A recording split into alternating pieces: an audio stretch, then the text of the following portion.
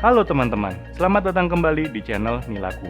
Untuk teman-teman yang baru pertama kali melihat dan menemukan channel ini, jangan lupa untuk diklik like dan subscribe, dan terus dukung channel ini agar bisa berkembang lebih baik lagi dari waktu ke waktu dan dapat secara konsisten memberikan informasi seputar budidaya ikan nila.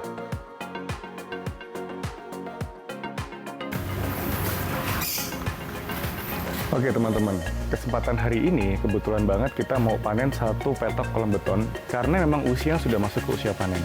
Dan kebetulan ikan-ikan ini akan kita supply ke Kans Farm atau miliknya Mas Ranu ya. Jadi sedikit mungkin informasi buat teman-teman yang baru pertama kali melihat channel ini. Jadi saya dan Mas Ranu atau Kans Farm itu berkolaborasi dan saat ini Mas Ranu juga fokus untuk melakukan penjualan ikan. Dan kebetulan alhamdulillahnya penjualan dari Kans Farm itu selalu laku keras dan ikannya selalu habis. Jadi mau nggak mau Mas Ranu dengan jumlah kolam yang saat ini masih terbatas, harus ambil ikan ke tempat saya. Nah kebetulan nih pas banget lagi video ini dibikin, kita lagi mau panen. Kita coba ikutin prosesnya.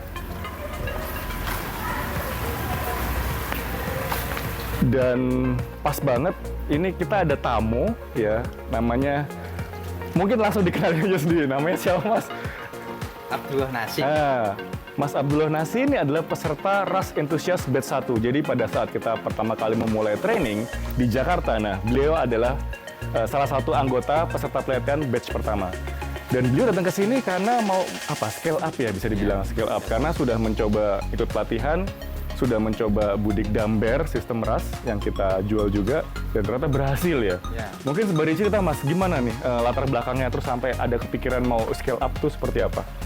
Jadi sebelumnya saya memulai dari budidaya damber itu memang bertujuan untuk langsung yang besar. Cuma dengan berbagai macam pertimbangan, kemudian pengalaman, sampai dengan saya membuat sendiri budidaya damber itu, panen selama 3 kali.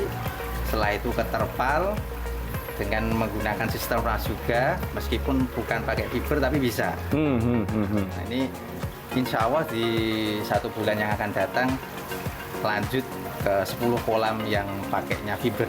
Wah, mantap. Jadi teman-teman, yang seperti kita sudah sering bilang juga di setiap kali video ataupun pelatihan, segera mulai dan mulailah dari yang kecil. Karena kalau kita hanya melihat video, kita nggak akan pernah bisa tahu apa masalahnya. Terus di mana sisi positifnya, di mana kesempatan profitnya itu nggak tahu. Tapi kalau kita mulai, seperti Mas Nasih ini ya, Abdullah Nasih ya. Nasih ini, Mas Nasih ini ya, memulai dari budik damber. Tapi yang penting beliau mau mulai dari situ, kemudian baru scale up yang nanti target finalnya adalah akan membuat kolam diameter 200 dari kolam fiber. Di lokasi mana Mas bikinnya? Demak. Di Demak ya? Alba Farm. Oh, kalau nggak salah punya TikTok juga kan ya? Iya. Nah, apa tuh teman-teman kalau bisa dikasih tahu TikToknya? Kalau ingin mengunjungi TikTok di Alba Farm. Alba Farm. Jadi teman-teman kalau mau lihat apa saja yang sudah dibikin oleh Mas Nasih ini di sana, silahkan teman-teman bisa visit di TikToknya Alba Farm. Yuk lanjut Mas, ini kita lagi mau panen nih. Kebetulan pas kita lagi mau panen, Mas Nasih lagi di sini. Jadi bisa langsung lihat proses panennya. Siapa tahu nanti bisa diikutin kan kalau day 200-nya udah panen, udah berhasil. Ya beginilah suka duka, bukan suka duka. Keseruan dari panen. Jadi teman-teman ini ya, pipa memang kita alirkan dari bottom drain. Kita buang ke area lingkungan kita juga agar pada saat musim kemarau kita tidak kesulitan mengalami kebutuhan air. Karena air tetap tersimpan di bawah tanah ini. Jadi air yang ada di sini itu yang kita sirkulasi juga terus-menerus dan kita gunakan berkali-kali. Jadi ya inilah update-nya. Kita melakukan penjualan secara mandiri eceran. Jadi Mas Ranu kesini udah bawa semua perlengkapannya. Ini plastiknya, ini tabung oksigennya, ada timbangannya. Dan ini kolam juga, nah ini sudah habis kolam fibernya, ini belum saya tebar bibit lagi. Ini pun masih kecil dan kolam 6 untuk konsumsi pribadi, kolam 7 diambil Mas Ranu. Jadi saya pun sekarang kesulitan untuk memulai lagi karena bibit lagi langka. Jadi dalam waktu dekat saya akan coba keliling lagi cari pembibitan yang bagus ya, yang monosex, dan kalau ada yang tersertifikasi CPIB, baru kemudian saya bisa memulai siklus ini kembali. Karena sejujurnya ini semua kolam fiber yang di belakang saya, statusnya saat ini kosong, nggak ada ikan. Seperti biasa, panen diawali dengan membuang air yang ada di dalam kolam budidaya ke lokasi area resapan, yang harapannya air budidaya dapat tersimpan di bawah tanah, supaya jika terjadi musim kemarau yang panjang, cadangan air tanah di lokasi Nilaku ID Farm tetap bisa digunakan. Ini adalah salah satu cara untuk memberdayakan kembali air budidaya dan tidak dibuang ke selokan. Kami rutin melakukan panen ecer seperti ini. Bahkan kendala yang kami hadapi saat ini adalah jumlah stok ikan yang selalu kurang untuk mensuplai kebutuhan lingkungan sekitar. Jadi, untuk teman-teman yang akan memulai budidaya ikan nila, saya sarankan jangan terlalu banyak pertimbangan, karena terlalu banyak pertimbangan juga dapat membuat kita tidak jadi untuk melangkah. Panen ecer rutin seperti ini merupakan salah satu cara untuk mendapatkan keuntungan yang maksimal, karena kita bisa menjualnya dengan berbagai jenis olahan, bisa dalam keadaan hidup dan segar, dalam keadaan mati dan sudah dibersihkan, bahkan bisa juga dijual dalam keadaan berbumbu. Sebetulnya ketakutan untuk tidak bisa mencari penjual adalah mindset dari diri kita sendiri yang perlu dibuang jauh-jauh. Karena sejatinya dalam kehidupan ini, semuanya juga tidak ada yang mudah, semuanya perlu berusaha, termasuk apapun jenis usahanya. Jika kita memulainya dari nol, maka perlu effort untuk memasarkan hasil usaha kita dalam hal apapun.